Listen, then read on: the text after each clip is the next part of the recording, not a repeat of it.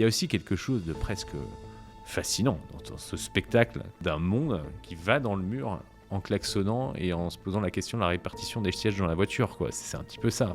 Abel Quentin, vous publiez un roman qui, depuis l'élection de Donald Trump, climato-sceptique de renom, résonne terriblement. Il raconte l'incapacité de l'humain à réagir face au dérèglement climatique, à accepter les mesures nécessaires pour sauver l'humanité, pour se sauver en somme.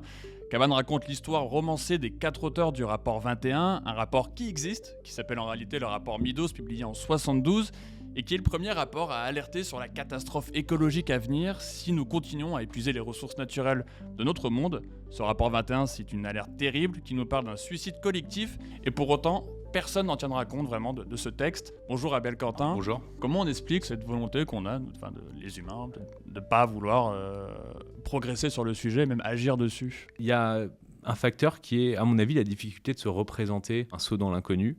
On a beau vous dire que cette échéance-là pourrait arriver, dans votre tête, ça reste quand même de la science-fiction. Il y a également, bien sûr, la raison d'une civilisation qui est intoxiquée, qui est dopée à la croissance, qui est dopée au confort, qui est née avec un mode de vie qui est son seul horizon et qu'elle ne conçoit pas abandonner. Elle n'a jamais connu autre chose. C'est un discours qui est inaudible.